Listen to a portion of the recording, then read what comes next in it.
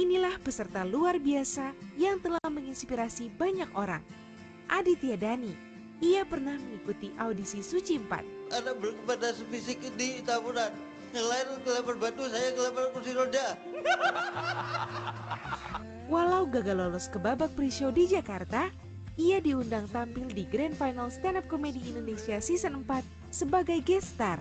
Saya masih berani tuh ya ke musuh saya. Hei, yang di depan maju kalau berani. Bantu saya.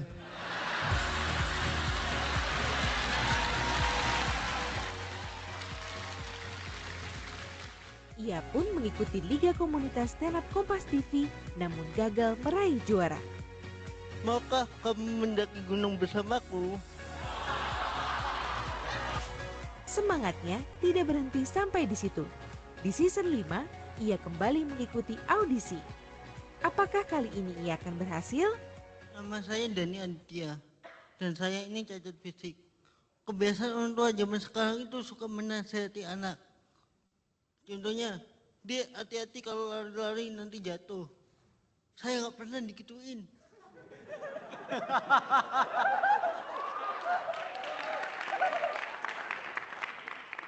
Saya kan juga mau digituin. Dia hati-hati kalau lari. Saya jawab, Bu, hati-hati kalau kobong.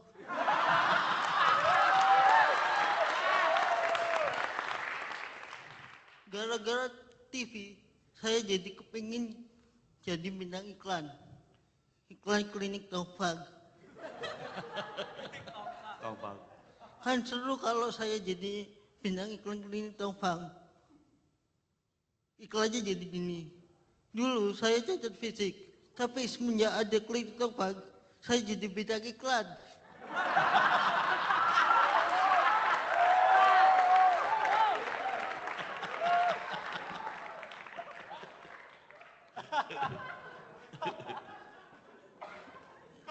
Saya itu sejak kecil pernah bercita-cita jadi polisi.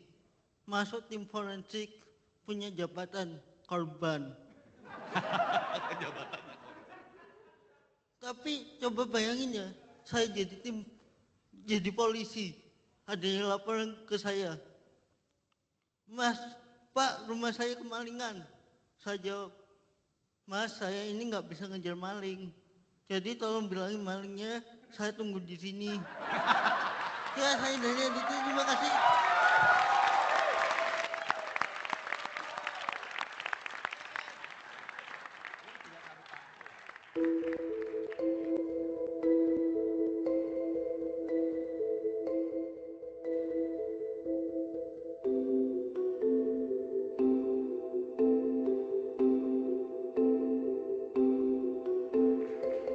Jadi sayangnya, Dit, ini sayangnya, kabar buruk buat kamu. Apakah kali ini ia akan berhasil? Keresahan yang lo alami itu bisa, kegelisahan yang lo alami, semua hal yang lo rasain ini bisa lo transformasiin jadi suatu hal untuk kita ketawai sama-sama. Dan buat gue tuh hati lo besar banget untuk melakukan itu. Tujuan lo buat datang lagi ke sini, setelah kemarin udah masuk bintang tamu segala macam. Sebenarnya apa? Lo pengen apa? Saya ingin nyoba pengalaman gimana kalau saya kompetisi dengan orang normal. Dengan apa? Orang normal. Dengan orang normal. Gokil. Kita hanya dibekalin golden ticket. Kita nggak dibekalin platinum ticket.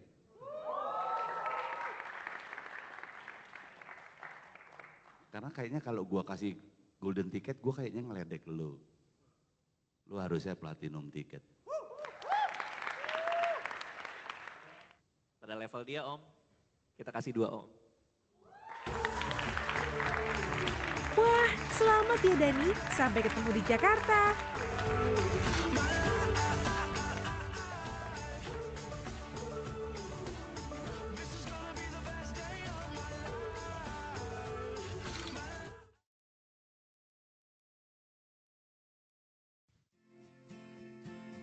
Inilah peserta luar biasa yang telah menginspirasi banyak orang.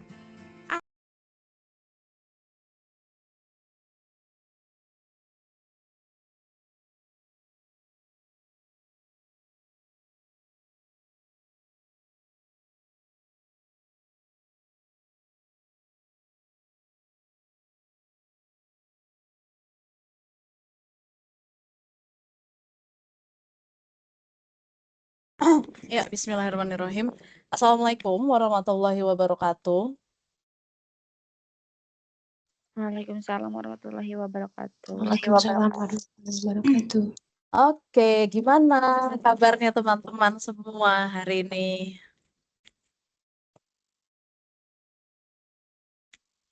Alhamdulillah Ibu. Oke, lemes amat sih siang ini. Tadi pagi habis kuliah apa? Kok Nggak ada kayaknya kuliah kelas Ibu. nggak ada kuliah. Kok kayak lesu banget, kayaknya sendu banget udah pada sarapan semua.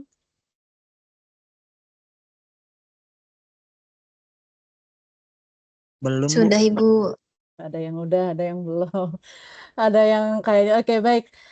Semoga teman-teman tetap semangat mengikuti perkuliahan hari ini ya.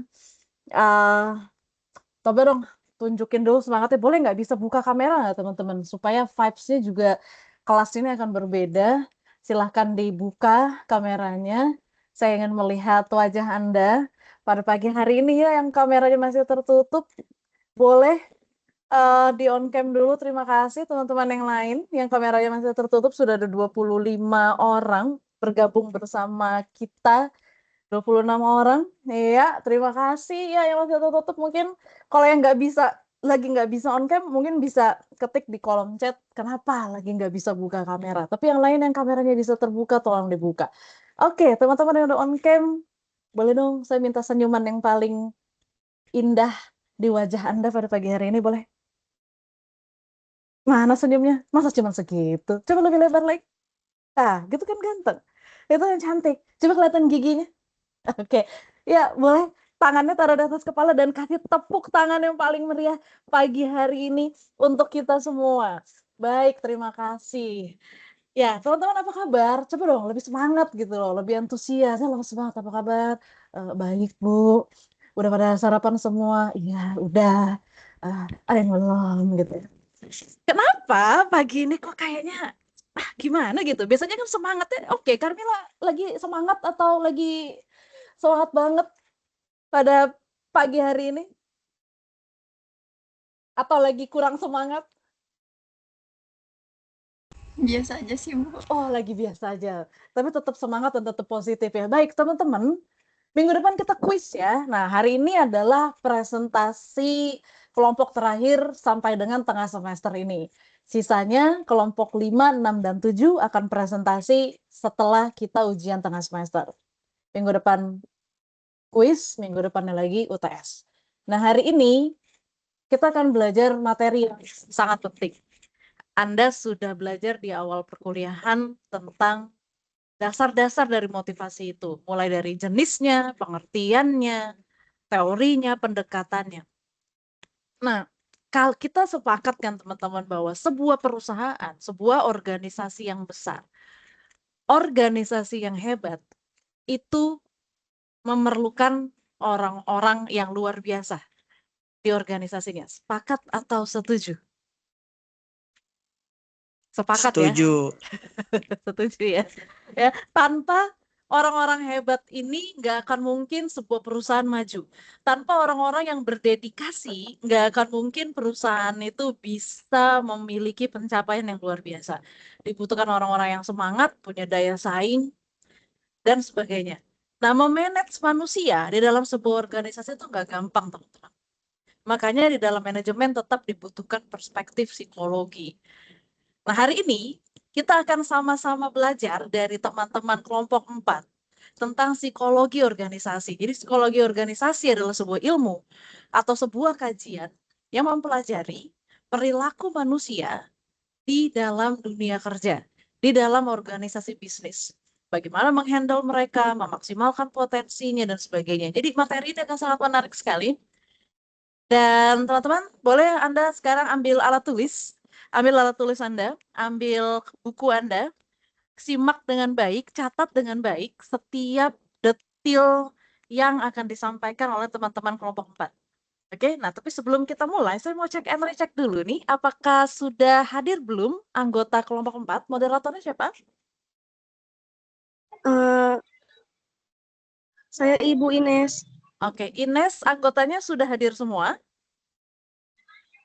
Sudah Ibu.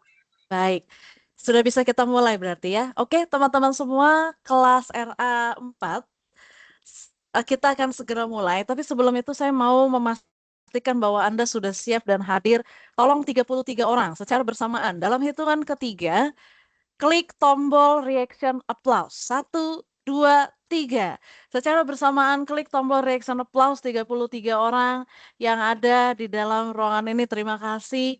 Dan berikutnya klik tombol reaction love. Kita kirimkan cinta, kasih untuk semua orang yang hari ini sudah hadir bersama dengan kita di kelas ini. Walaupun kita terpisahkan oleh gadget, oleh ruang, tetapi pikiran kita dan hati kita hadir bersamaan di waktu yang sama, dan kita akan sama-sama menimba ilmu, mempelajari sesuatu hal yang sangat penting di dalam ilmu manajemen, termasuk manajemen motivasi, yaitu tentang psikologi organisasi. Materi berikut ini akan dibawakan oleh kelompok 4. Mereka sudah belajar mendalam, tentunya kita akan kepoin mereka apa saja yang sudah mereka pelajari. Jadi teman-teman sekali lagi siapkan alat tulis Anda, jangan cuma bengang-bengong walaupun ini kuliah online. Ambil pulpennya, catat poin-poin pentingnya dan tanyakan yang ingin Anda tanyakan, gali apa yang Anda belum paham. Karena kita harus mempersiapkan diri dengan baik. Nanti Anda silahkan saling berbagi PPT di grup WA, saling berbagi makalah dari mulai kelompok 1 sampai kelompok 4 untuk bahan belajar, mempersiapkan diri Anda menghadapi kuis dan ujian tengah semester yang akan kita lakukan di minggu berikutnya. Oke, baik, langsung saja tanpa berlama-lama lagi, kita akan segera menyambut penampilan dari kelompok 4. Materinya adalah tentang psikologi organisasi. Mari kita sambut dengan tepuk tangan dan antusiasme. Inilah dia kelompok 4 kepada Ines Masruro selaku moderator. Saya persilakan. Baik, terima kasih Ibu atas kesempatannya. Sebelumnya izin untuk tidak on cam ya Bu, karena sedang kurang fit. Bagaimana teman-teman, PPT-nya sudah muncul? Ya, mantap, sudah terlihat dengan jelas di layar kita. Silakan dilanjutkan. Baik, Assalamualaikum warahmatullahi wabarakatuh. Salam Om Swastiastu, Namo Buddhaya, salam sejahtera untuk kita semua. Yang terhormat, dosen pengampu pada mata kuliah manajemen motivasi, Ibu Ratu Ayu Primi Putri Rahmania Surja Atmaja Shum MM, beserta rekan-rekan dari RA 4 yang semoga selalu dalam keadaan sehat dan bahagia.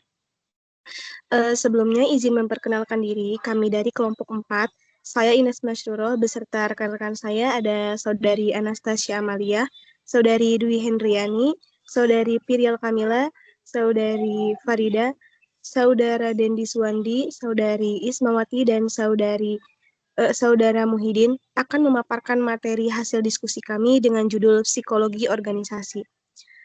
Untuk mengefisiensi waktu, langsung saja pemaparan materi pertama yang akan disampaikan oleh rekan saya, yakni Saudari Dwi Hendriani. Kepada Saudari Dwi Hendriani, saya persilahkan.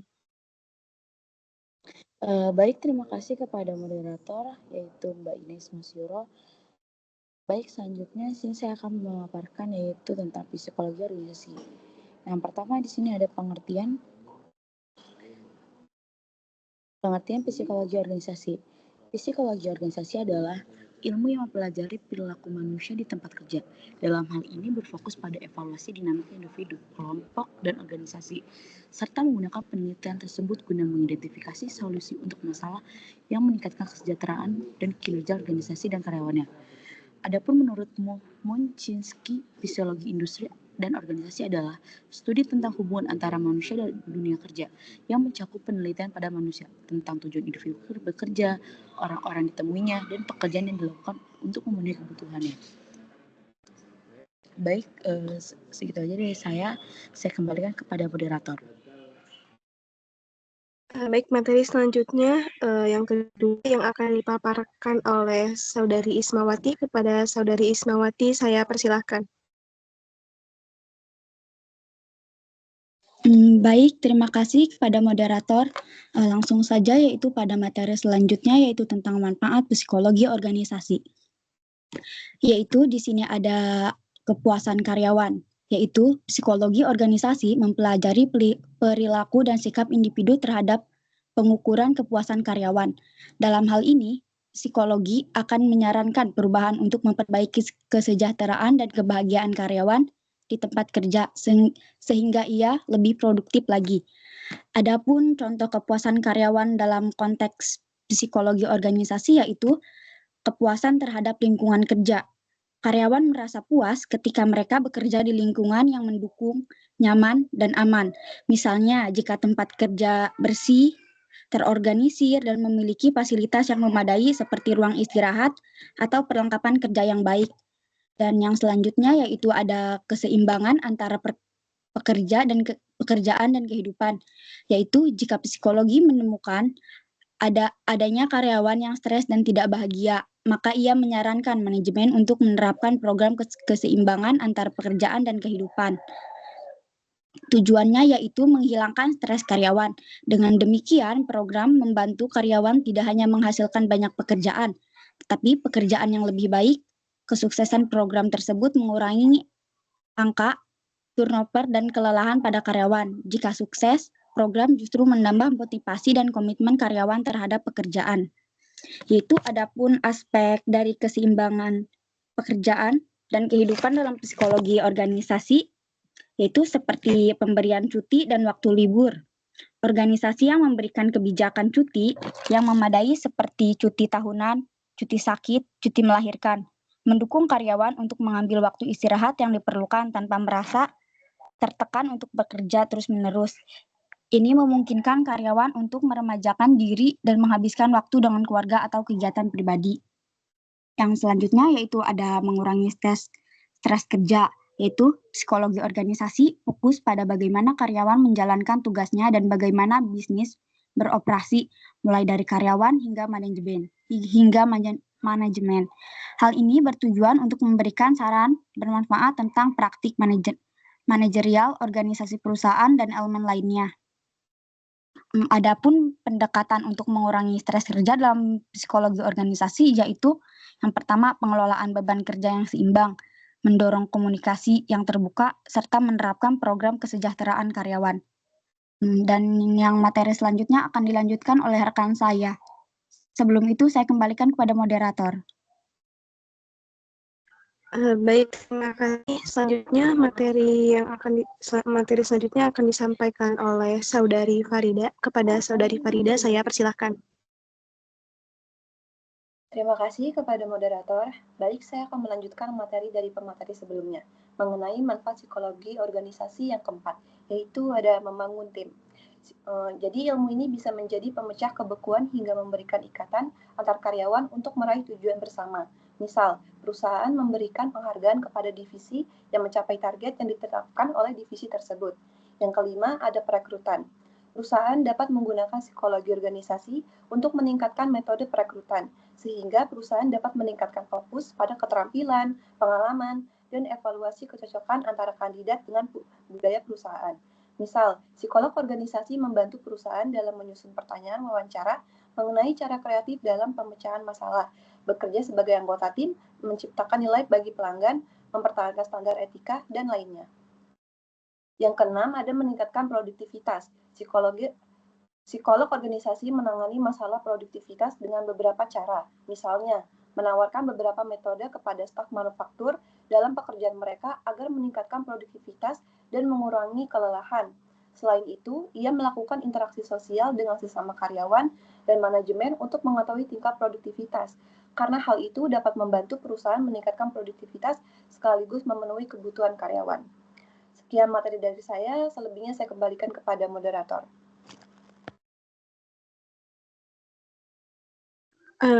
Baik, selanjutnya pemaparan materi akan disampaikan oleh Saudara Dendi. Kepada Saudara Dendi, saya persilahkan. Baik, terima kasih kepada moderator. Mungkin materi yang selanjutnya yaitu alat psikologi organisasi.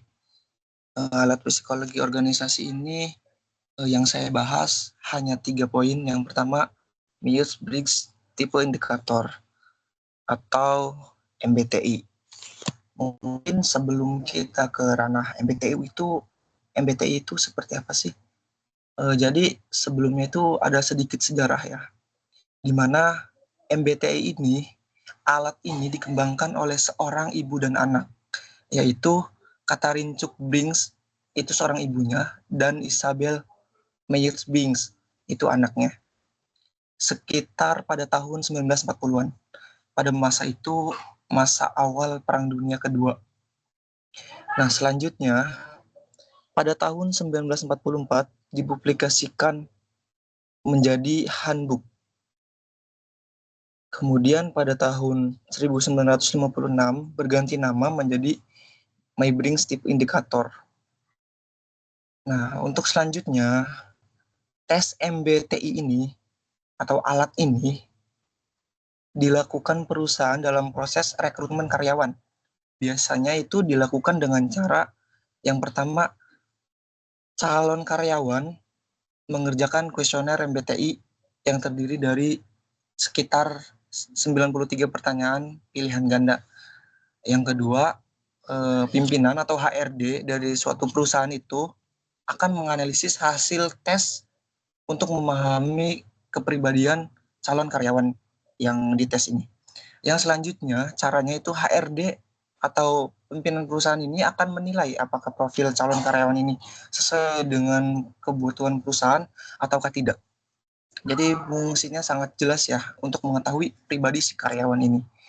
Yang selanjutnya yaitu suara saya masih terdengar jelas kan? Masih jelas kok. Ya, materi yang kedua yaitu tentang tes MMPI atau Minnesota Multifaceted Personality Inventory. Itu adalah tes psikologi yang digunakan untuk mengukur kepribadian dan psikopatologi seseorang. Tes ini bertujuan untuk mengetahui kondisi kesehatan mental dan mendeteksi gangguan jiwa atau gangguan klinis lainnya. Tes MMPI ini memiliki beberapa jenis, diantaranya yaitu yang pertama itu MMPI 2, tes standar untuk orang dewasa di atas 18 tahun yang terdiri dari 567 pertanyaan yang isinya itu benar atau salah. Selanjutnya MMPI 2 RF, versi lebih pendek dari MMPI 2 yang terdiri dari 338 pertanyaan yang berisi benar atau salah. Jadi pilihannya tuh benar atau salah. Yang ketiga MMPI A, tes untuk remaja usia 14 sampai 18 tahun yang terdiri dari 478 pertanyaan sama berisikan tentang benar atau salah. Yang selanjutnya itu MMPI ARF, versi pendek dari MMPI A yang terdiri dari 241 pertanyaan benar atau salah. Yang selanjutnya MMPI 3, versi terbaru dari tes MMPI yang terdiri dari 335 pertanyaan benar atau salah. Kegunaannya apa sih? Yang pertama yaitu mengevaluasi pasien gangguan jiwa. Yang kedua, menilai gejala untuk menentukan perawatan yang sesuai. Yang ketiga, menilai pasien untuk perencanaan perawatan. Yang selanjutnya mengevaluasi efek dari perawatan atau terapi. Yang selanjutnya alat peneliti epidemiologi. Yang selanjutnya alat penilaian kepribadian untuk posisi publik, alat penilaian psikologi, alat penilaian genetika kepribadian. Yang selanjutnya yaitu tes DISC, didasarkan pada teori kepribadian yang dikembangkan oleh psikolog William Marston pada tahun 1928. Tes ini digunakan untuk apa sih? Yang pertama itu untuk mengetahui kekuatan dan kelemahan seseorang. Yang kedua, mengetahui cara seseorang berinteraksi dengan orang lain. Yang ketiga, mengetahui peran terbaik seseorang di lingkungan kerja. Yang selanjutnya mengetahui komposisi tim perusahaan terbaik. Yang kelima, mengetahui gaya komunikasi yang paling sesuai dengan faktor-faktor yang dapat memotivasi karyawan. Mungkin sementara yang saya paparkan 3, selanjutnya saya kembalikan ke moderator. Terima kasih. Baik, terima kasih. Selanjutnya materi terakhir yang akan disampaikan oleh Saudari Anastasia Amalia. Kepadanya saya persilahkan. Terima kasih kepada moderator yang sudah memberikan saya kesempatan untuk menyampaikan materi yang selanjutnya, yang mana materi ini masih sama terkait alat psikologi organisasi yang sudah disampaikan oleh rekan saya sebelumnya. Langsung saja saya akan melanjutkannya. Untuk alat psikologi organisasi yang selanjutnya yaitu ada tes Rorschach, di mana dalam alat psikologi yang ini itu menggunakan tes psikologi di mana meminta subjeknya untuk menulis atau menyebutkan gambar-gambar berupa bercak tinta dan juga kemudian dianalisis dengan menggunakan interpretasi psikologis, algoritma kompleks ataupun keduanya. Lalu dari beberapa psikolog juga ini menggunakan tes ini tuh untuk mengetahui karakter dan juga emosional seseorang. Jadi contohnya dari tes Rorschach ini seperti alat ukur kepribadian seseorang di mana digunakan menggunakan dengan 10 titik tinta di atas kertas, yang mana peserta tesnya itu kemudian harus melipat kertas tersebut untuk membuat desain simetris. Selain itu, si peserta tes juga akan ditanyakan bentuk tinta tersebut menyerupai apa.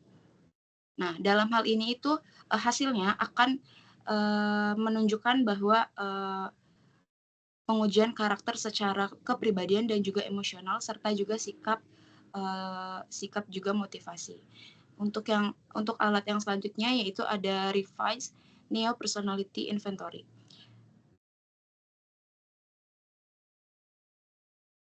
Sebentar.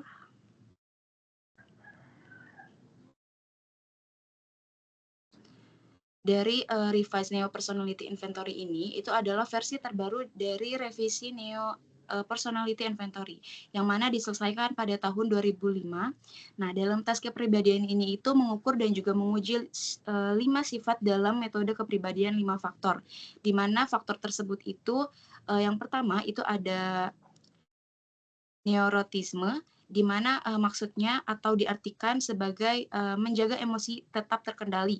Yang selanjutnya ada faktor keterbukaan, maksudnya keterbukaan dalam kompleks dan juga pemikiran yang mendalam. Lalu faktor keramahan atau diartikan sebagai penyayang dan juga berhati lembut. Selanjutnya ada kesadaran, dan yang terakhir adalah faktor ekstraversi, di mana artinya adalah banyak berbicara. Dengan adanya masing-masing dari kelima sifat tersebut, menurut menurun akan ke subkategori lebih lanjutnya. Contohnya atau misalnya sifat neurotisme, di mana sifat neurotisme yang tadi saya sudah sebutkan bahwa artinya adalah menjaga emosi tetap terkendali, maka akan mencakup kerentanan terhadap stres, kecemasan, depresi, impulsif, dan juga kesadaran diri. Dari banyaknya sifat yang terukur, mulai dari tes ini itu untuk penyaringan oleh pekerja dari pekerja lainnya. Untuk tes yang selanjutnya ada Hexaco Personality Inventory, di mana alat psikologi ini juga merupakan dinilai dari berbagai dimensi kepribadian seseorang dan juga bagaimana mereka menerapkan interpretasi teoritis mereka sendiri ke berbagai situasi. Hexaco Personality Inventory ini itu mengukur 6 dimensi kepribadian utama, yaitu kejujuran atau kerendah hati, stabilitas emosional, ekstroversi, keramahan, kesadaran, dan juga keterbukaan terhadap pengalaman. Untuk alat psikologi organisasi yang terakhir yaitu adalah wawancara klinis, di mana dari keenam alat psikologi organisasi yang sudah disebutkan oleh rekan saya dan juga saya, terdapat juga wawancara klinis, di mana psikolog maupun psikiater juga bisa melakukan wawancara klinis, terutama jika ingin mendeteksi gangguan kepribadian. Masalahnya tidak sedikit gangguan kepribadian yang sulit terdeteksi. Nah, oleh karena itu, wawancara langsung dengan seseorang profesional kesehatan mental itu menjadi alat yang sangat penting dalam mendeteksi gangguan kepribadian. Lewat wawancara klinis ini, psikolog maupun psikiater bisa mendapatkan pemahaman yang lebih mendalam tentang perilaku dan juga pengalaman antar individu. Dengan begitu, gangguan kepribadian bisa lebih mudah terdeteksi untuk memberikan penghargaan bagi karyawan dan juga kinerja terbaik. Terima kasih, saya kembalikan kepada moderator.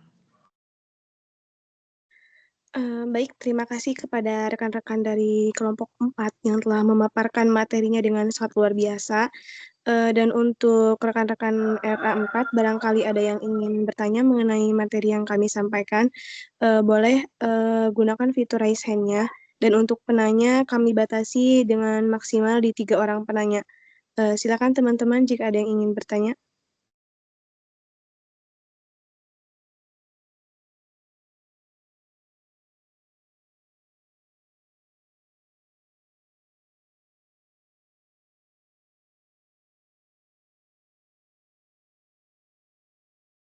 Baik, kepada saudara Aldi, boleh silahkan.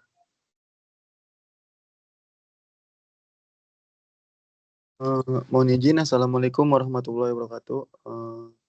Mau bertanya materi tentang alat psikologi, bagaimana sih cara melakukan tes Myers dan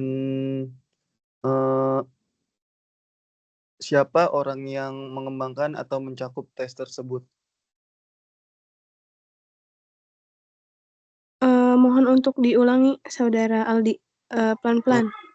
Iya, mau bertanya materi tentang alat psikologi, bagaimana cara melakukan tes Myers dan siapa yang mencakup tes tersebut? Mencakup tes tersebut maksudnya gimana ya? Mencakup tes tersebut maksudnya siapa saja yang dites atau siapa saja yang di perusahaan bisa menggunakan alat tersebut atau gimana maksudnya? Maksudnya bagaimana yang mengembangkan maksudnya Bu, yang mengembangkan tes tersebut gitu. Oh, yang awalnya mengembangkan. Ya.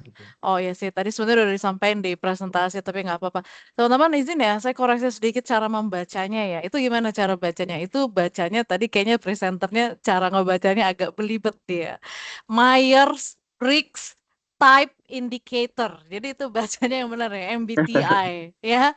Myers-Briggs, jadi bukan Briggs ya, dan itu Myers bacanya. Myers-Briggs Type Indicator, MBTI gitu. Terus yang satu lagi ya itu memang banyak. Nah, itu menarik, boleh. Jadi silakan apa tadi gimana caranya? Dan Anda mungkin boleh mengulas sedikit awalnya yang ngembangin siapa dan sebagainya. Oke, thank you Aldi pertanyaannya. Baik, ada lagi teman-teman mengenai psikologi organisasi. Ini para manajer harus mengerti walaupun backgroundnya bukan seorang psikolog, tapi seorang manajer itu harus sangat memahami karena psikologi organisasi itu berkaitan dengan faktor individu, kemudian tim kerja, dan juga perusahaan itu sendiri. Jadi ada individu, ada tim kerja, ada perusahaan. Ketiganya adalah part dari sebuah organisasi bisnis kan. Manage-nya gimana? Oke, silakan ada yang ingin ditanyakan lagi. Nanti kapan-kapan kita coba ya. Mau nggak Anda coba? Anda udah pernah belum tes pakai DISC ya, DISC sih harusnya bacanya, atau pakai MBTI, atau pakai yang tadi juga dijelasin sama teman Anda. Ada yang udah pernah coba tes? Pernah juga di Google, Bu. Pernah di Google ya? Oke, sesuai nggak hasilnya? Kalau di sananya sih ditulisnya apa tuh lupa, intinya saya itu orang yang tangan dingin katanya. Asal jangan berdarah dingin ya. Tangan dingin keren dong, berarti apapun yang Anda sentuh jadi. Oke, mungkin teman-teman kelompok penyaji boleh fokus di pertanyaan Aldi dulu. Anda boleh sambil cari jawabannya, sambil kita nunggu lagi ada nggak ya teman-teman yang nanti mau nanya. Tangan dingin gimana Muhyiddin tuh maksudnya tangan dingin? Jadi ketika ada problem solving gitu, jadi cara penyelesaian saya itu ya nggak pandang bulu gitu. Kalau emang mau beres ya beresin gitu, nggak usah pandang kayak banyak mendengar pendapat gitu, tapi pendapatnya pada kisruh gitu. Jadi kamu tipikal orang yang mengambil keputusan secara cepat ketika memang diharuskan. Dan ya udah lakukan saja, bereskan saja apa yang harus dibereskan saat itu. Jadi nggak perlu terlalu banyak pertimbangan yang bikin rungsing gitu ya. Oke, tipenya apa ya? Kan kalau MBTI itu nanti teman-teman boleh, nanti mungkin kelompok ini boleh menjelaskan ke audiens ya secara lebih gamblang lagi. Kalau perlu kasih gambarnya gitu akan lebih menarik. MBTI itu apa sih gitu? Terus MBTI itu dimensinya apa aja sih? Anda kan inget ya ada dimensi-dimensinya, ada introversion, extraversion, ada perceiving, ada judging, ya kan? Tuh ada macam-macam di situ dimensi-dimensinya. Lalu MBTI itu sendiri nanti akan melahirkan 16 temperamen kurang lebih. Jadi itu adalah perpaduan Anda tipenya akan yang mana. Nah, kalau ngomong mengenai sebenarnya yang punya hak ya kalau di perusahaan untuk melakukan tes ini adalah psikolognya perusahaan. Tetapi teman-teman di orang-orang manajer SDM, teman-teman di manajemen SDM itu juga bisa melakukan ini dengan syarat bahwa Anda sudah mengikuti pelatihannya. Kalau perlu, Anda sudah mendapatkan sertifikasi untuk melakukan itu. Nah, ini penting untuk kita lakukan bukan hanya di tahap rekrut sebenarnya. Jadi dari mulai Anda udah punya gambaran, oh di tim saya, tipikal orang-orangnya seperti ini, tipikal kepribadiannya begini, gaya komunikasinya seperti ini, cara mereka berhubungan dengan dunia luarnya seperti apa. Nah, itu sangat diperlukan untuk bisa apa? Nanti, oh ya, pertanyaan saya nih buat kelompok 4 nih. Yang kedua ya izin ya, saya nanya. Apa sih gunanya ketika sudah keluar hasil dari tes-tes alat-alat ini ketika sudah digunakan dan sudah ada hasilnya gitu, apa sih gunanya untuk perusahaan ketika perusahaan tahu karyawannya itu tipe tipe tertentu, gunanya apa buat perusahaan informasi itu? Apa gunanya informasi terkait kondisi kepribadian dan psikologis karyawan terhadap perusahaan? Gunanya buat apa? Nah, itu pertanyaan nomor 2 ya. Nanti boleh teman-teman kelompok 4 sudah dijawab menyambung pertanyaan Aldi tadi nanya gimana caranya. Saya mau nanya kalau udah tahu hasilnya terus buat apa informasi itu? Perusahaan akan gunakan buat apa? Oke. Ada lagi mungkin sambil menunggu pertanyaannya masih ada lagi teman-teman? Baik. Gimana teman-teman kelompok 4 udah ready dijawab pertanyaannya? Iya, sudah Ibu. Baik, silakan Ines. Silakan untuk rekan-rekan dari kelompok 4 yang ingin menjawab pertanyaan, saya persilahkan. Ya baik, izin menjawab dari pertanyaan Mas Aldi tentang siapa yang mengembangkan Myers-Briggs Types Indicator atau disingkat MBTI. Nah, MBTI ini dikembangkan oleh Catherine Cook, Briggs, dan putrinya yaitu Isabel Briggs Myers. Nah, MBTI ini adalah tes kepribadian yang mengukur preferensi dasar seseorang dalam membuat keputusan dan melihat kepribadian. Tes ini dikembangkan berdasarkan teori kepribadian Carl Jung atau seorang psikolog Swiss yang mempopulerkan istilah introvert dan extrovert. Nah, Briggs dan Myers mulai mengembangkan MBTI pada tahun 1920-an. Ini baru dikembangkan, tapi diluncurkan secara komersialnya itu pada tahun 1943. Hingga saat ini MBTI masih sangat menjadi hal yang populer dalam mengecek suatu psikolog atau kepribadian tersebut gitu. Tapi akurasi atau validasi dari hasil tes MBTI ini masih sangat jadi perdebatan gitu. Mungkin dari teman-teman kelompok 4 ada yang ingin menambahkan?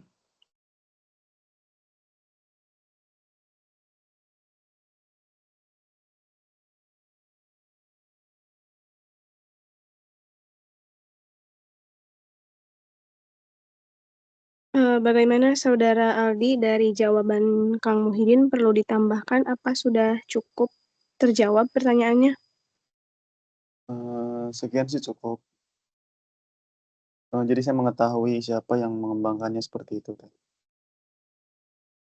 Baik, udah cukup ya. Apa aja sih yang dicek teman-teman?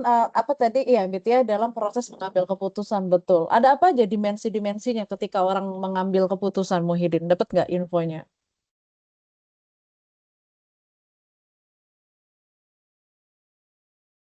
Kenapa Ibu?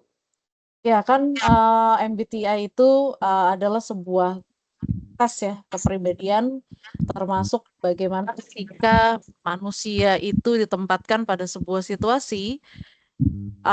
Jadi gini, MBTI adalah tes psikologi yang menggambarkan sifat dan karakter seseorang. Itu poin yang harus di-highlight dan saya sepakat dengan Anda. Nah, tes ini juga memberikan gambaran bagaimana manusia mengambil keputusan dalam situasi tertentu. Apa keputusan, apa tindakan yang diambil. Nah, apa aspek-aspek yang dilihat tuh di dalam tes MBTI itu dimensinya ada apa aja? Mungkin boleh diceritain ke teman-temannya. Ada 4 dimensi kan terkait, lalu nanti dia akan melahirkan 16 tipe kepribadian gitu. Tapi dimensinya apa aja yang jadi ada dimensi. Jadi dimensi pertama itu adalah cara dia melihat dunia, itu dimensi yang pertama. Lalu yang kedua adalah cara dia memproses informasi ya. Jadi ada 4 dimensi yang Anda harus paham itu. Di MBTI yang pertama adalah apakah dia melihatnya itu lebih senang melihat ke dalam dirinya atau melihat keluar. Itu dimensi yang pertama, yaitu adalah dimensi cara pandang dia terhadap dunia. Lalu yang kedua adalah bagaimana cara orang tersebut memproses informasi. Itu yang dilihat dimensi yang kedua dari MBTI. Lalu yang ketiga adalah berkaitan dengan bagaimana cara orang ini mengambil keputusan. Lalu dimensi yang keempat adalah bagaimana orang ini menghadapi situasi tertentu. Apakah dia bersifat tertutup atau terbuka. Nah, itu kan ada 4 dimensinya. Saya yakin teman-teman kalau udah mempelajari MBTI itu pasti dapat. Boleh nggak diceritain dari dimensi itu apa aja sih? Gimana sih cara orang melihat dunia? Gimana cara mereka mengolah informasi? Gimana cara mereka ngambil keputusan? Cara mereka menghadapi situasi dalam hidupnya? Mungkin boleh ditambahin informasinya supaya teman-temannya lebih lengkap lagi. Masing-masing dimensi ada 2 hal kan, ada selalu yang sisi kiri, sisi kanan. Mungkin bisa diceritain. Kalau perlu ada gambarnya itu akan lebih menarik. Ya, dari info yang saya cari, Bu, MBTI itu ada 4 dimensi emang benar, dan juga ada 16 tipe kepribadian manusia. Betul. Terus yang ditanyakan Ibu itu tentang apa tuh namanya, lupa lagi. Ya, kamu jelasin aja masing-masing dimensinya. Jadi dimensi pertama itu ada extraversion, dan terus dimensi pertama ada extraversion, terus ada introversion. Nah, dimensi ini menggambarkan bagaimana individu memperoleh energi, cenderung mendapatkan energi dari interaksi sosial gitu. Sementara itu yang ekstrovert, sementara introvert itu lebih suka mengisi ulang energi dengan menyendiri atau berada dalam kelompok kecil gitu. Terus ada juga yang namanya dimensi SN, yaitu sensing, dan juga intuition ya itu, Bu. Jadi dimensi kedua kalau institusi beda lagi nanti. Dimensi ini berkaitan dengan cara individu mengumpulkan informasi. Sensing lebih fokus pada detail dan fakta konkret, sementara intuition lebih tertarik pada pola, kemungkinan, dan makna yang lebih dalam. Atau bisa dibilang yang intuition ini orang-orangnya lebih filsafat atau lebih mencari apa tujuannya gitu. Sedangkan kalau yang sensing ini sesuai fakta, gitu, ngomong sesuai fakta, sesuai data yang ada gitu. Jadi mereka ini jarang beropini. Terus ada juga dimensi S dan N dapat membantu, ini dimensi yang dapat membantu untuk lebih menghargai keragaman cara berpikir dan berkomunikasi. ini dapat meningkatkan pemahaman antara orang-orang dengan preferensi yang berbeda, memfasilitasi kolaborasi yang lebih efektif, dan memperkaya proses pengambilan keputusan. Nah, dimensi S dan N dalam MBTI mencerminkan perbedaan mendasar dalam cara individu memandang dan menyerap informasi. Nah, baik sensing maupun intuition memiliki kekuatan dan memandang dan menyerap informasi dan memahami menghargai kedua preferensi ini. Terus ada juga dimensi thinking dan feeling, yaitu dalam MBTI menggambarkan bagaimana individu membuat keputusan dan menilai informasi. Kedua preferensi ini mencerminkan cara berbeda dalam memproses informasi dan mempertimbangkan faktor-faktor yang relevan dalam mengambil keputusan. Jadi kalau thinking itu yaitu kita bisa tahu itu pola pikir, sedangkan feeling itu perasaan. Jadi kalau yang orang mengambil keputusan menurut pemikiran, pasti dia akan menimbang baik buruknya, sedangkan kalau feeling itu ya melibatkan perasaan, dan bisa dilihat gitu sekarang gitu orang yang terlalu thinking mungkin salah juga, sedangkan orang juga dengan feeling juga terlalu salah. Jadi kita harus menyeimbangkan. Terus yang terakhir ada dimensi judging atau mengatur dan mengontrol. Individu dengan preferensi judging ini cenderung menyukai struktur, keteraturan, dan mengambil keputusan yang cepat. Mereka merasa nyaman dengan rencana yang jelas, daftar tugas, dan tenggat waktu yang pasti. Nah, orang dengan tipe judging ini seringkali terorganisir, disiplin, dan bertanggung jawab. Jadi judging ini orangnya disiplin gitu. Jadi waktu-waktunya udah diatur, kayak jam sekian harus ke sini, jam sekian harus ke sini, terus makannya ya tiga kali aja gitu. Itu orang yang judging gitu. Berbeda dengan orang yang individu preferensi yang fleksibel atau cenderung menyukai fleksibilitas gitu, spontan dan keterbukaan terhadap perubahan. Mereka merasa nyaman dengan ketidakpastian, menikmati menjelajahi berbagai pilihan. Jadi bisa disederhanakan itu orangnya ya udah gitu, ngikuti alur aja, ngikuti alur, kayak kalau ada A ya ikut A, kalau ada B ikut B gitu. Terus ya soal masalah waktu ya kalau dia pengen tidur ya tidur gitu, pengen makan ya makan gitu. Tapi dari keempatnya itu dimensi ini menghasilkan 16 tipe, sehingga 16 tipe kepribadian yang berbeda. Misalnya tipe ISTJ atau introvert, sensing, thinking, and judging gitu. Itu tadi Bu, mungkin itu informasi hemat saya. Iya, terima kasih atas jawabannya yang padat ya dan lengkap dan tepat. Terima kasih Muhyiddin. Baik, lanjut. Jadi kalau ke pertanyaan saya lanjut. Jadi kalau udah tahu semua ini, hasilnya udah dapat, gunanya buat perusahaan apa? Boleh dijawab kelompok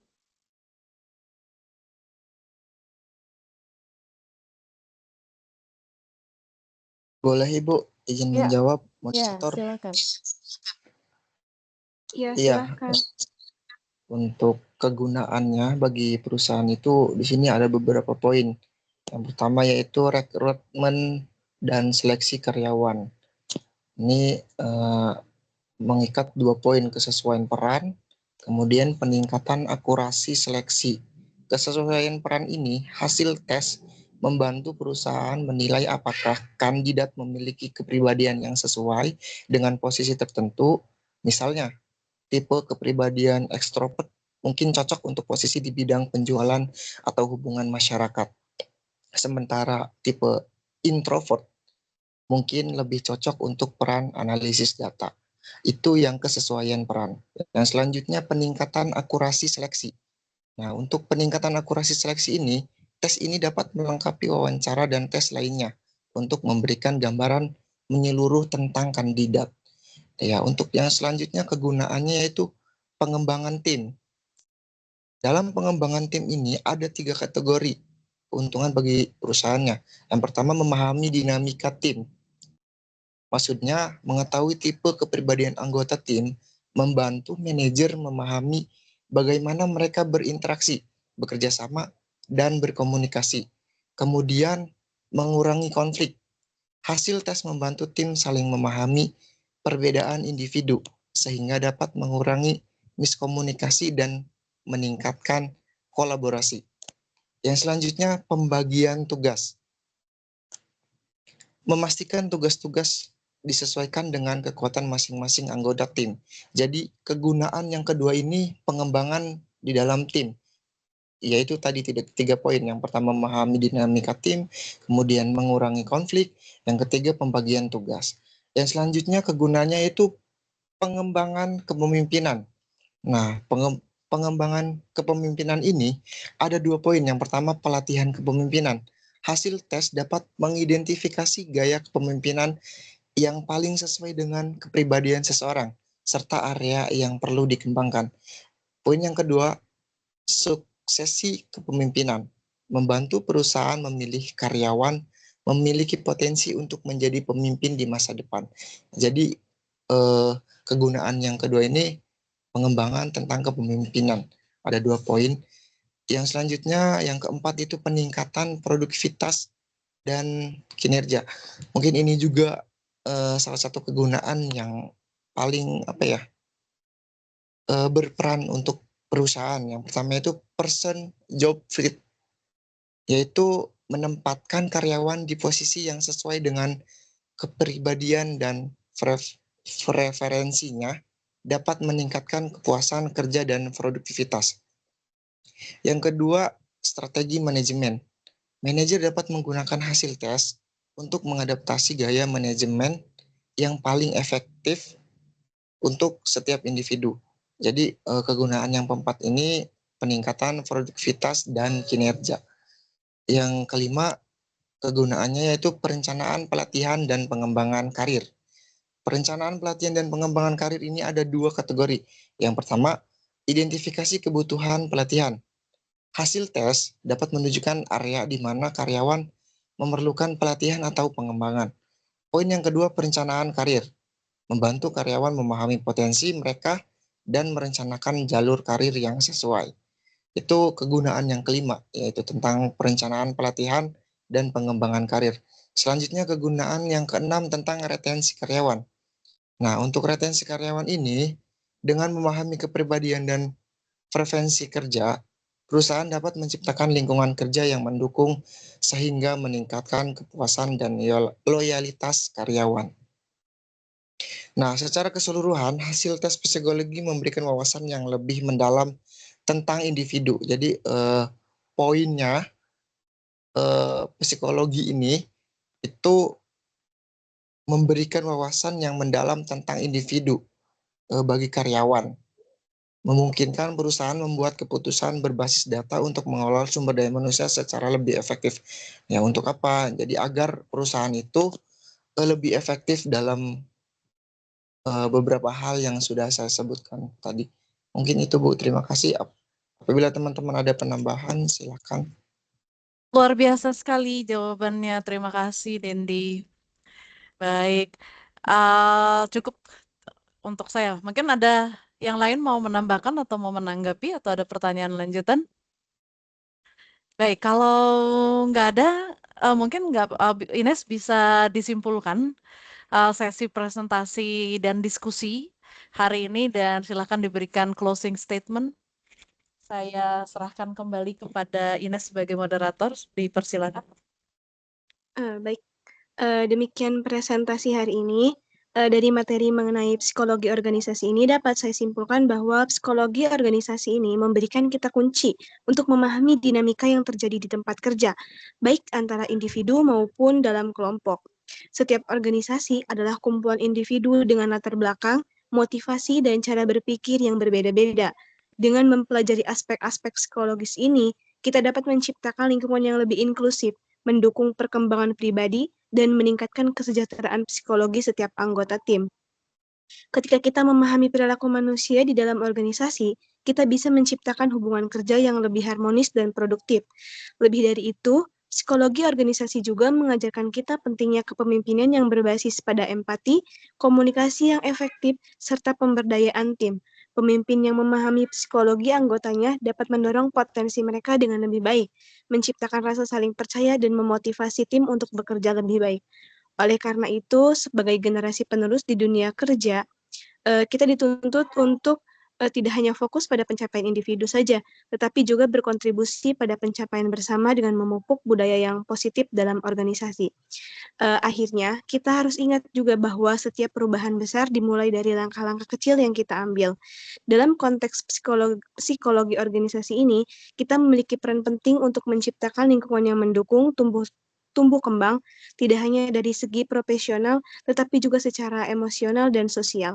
Mari kita terus belajar dan menerapkan ilmu yang kita pelajari hari ini untuk membangun organisasi yang tidak hanya sukses secara bisnis, tetapi juga sehat secara psikologis. Dan saya berharap semoga apa yang kelompok kami sampaikan dapat bermanfaat dan menambah wawasan bagi kita semua. Terima kasih kepada seluruh teman-teman atas perhatian dan pertanyaannya. Semoga di balik pertanyaan yang hadir hari ini, terdapat niat tulus untuk menggali, bukan sekedar untuk menguji, karena setiap pertanyaan adalah jendela bagi yang ingin memahami. Sebagai penutup, ingatlah bahwa perjalanan kita untuk terus belajar dan berkembang tidak pernah berhenti. Apa yang kita pelajari hari ini adalah langkah kecil menuju pemahaman yang lebih besar dan penerapan yang lebih luas. Setiap tantangan yang kita hadapi adalah kesempatan untuk tumbuh, dan setiap usaha yang kita lakukan akan membawa kita lebih dekat pada tujuan yang kita impikan. Saya Ines Masyurah sebagai moderator pada presentasi hari ini. Mohon maaf atas segala kesalahan dan kekeliruan di dalam penyampaian. Terima kasih. Wassalamualaikum warahmatullahi wabarakatuh. Waalaikumsalam warahmatullahi wabarakatuh. Luar biasa sekali presentasinya teman-teman kelompok 4. Teman-teman, kita harus kasih apresiasi yang paling tinggi nih untuk teman-teman kelompok 4. Boleh dong yang belum berpartisipasi, yang sekarang sedang menyimak, 41 orang, ramaikan. Ya, luar biasa. Lagi boleh berkali-kali. Luar biasa sekali ya presentasinya, disampaikan dengan sangat padat materinya, tegas, lugas, dan sistematikanya bagus. Good job teman-teman kelompok 4 ya, luar biasa. Baik teman-teman, besok kita libur, betul? Ya, selamat menikmati liburan Anda besok dan selamat menggunakan hak pilih Anda. Semoga akan menjadi lebih baik untuk daerah kita masing-masing ke depannya. Dari saya untuk sesi hari ini cukup teman-teman. Belajar ya teman-teman, jangan lupa boleh saling berkirim PowerPoint presentation dan juga makalah antar teman-teman satu kelas. Nanti sesi ini saya akan pilih beberapa sesi presentasi dari beberapa kelas, akan saya naikkan ke YouTube saya di akun yang lain, tapi saya nggak akan pakai akun yang Coachframe, ke akun pribadi saya aja. Nanti saya akan share linknya, jadi itu bisa buat bahan belajar teman-teman. Karena Anda kalau buka rekaman dari Teams kayaknya nggak semua bisa akses ya kadang-kadang ya. Ada yang lupa password, ada yang lupa akun Microsoft-nya. Jadi nanti saya akan download beberapa video, saya pilih, saya naikkan ke YouTube, saya share linknya ke Anda, supaya nanti Anda bisa ngulang lagi nonton videonya dari apa yang sudah dipelajari. Untuk bahan kita belajar di kuis minggu depan dan juga UTS di minggu berikutnya lagi. Teman-teman semua, kita mengucapkan hamdalah.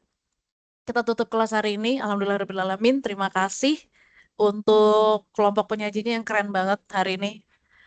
Bagus ya. Kemudian teman-temannya untuk semangatnya, untuk antusiasmenya yang sudah menyimak dengan baik, mencatat walaupun mungkin belum bertanya. Hanya jadi silent reader aja, tapi dia menyimak dengan sangat baik. Terima kasih untuk semua partisipasi Anda pada siang hari ini. Saya mengucapkan terima kasih banyak. Jika ada yang kurang berkenan, mohon maaf. Saya dosen Anda, Primi Putri Suryatmaja, pamit undur diri. Terima kasih telah menyimak sesi ini dengan fokus dan antusiasme. Sampai ketemu minggu depan. Assalamualaikum warahmatullahi wabarakatuh. Waalaikumsalam warahmatullahi wabarakatuh. Waalaikumsalam warahmatullahi wabarakatuh. Pamit, terima kasih teman-teman. Silakan leave ya. Saya akan end meeting for. Saya udah tandai semuanya hadir ya hari ini. Terima kasih. Ibu. Ya, Assalamualaikum.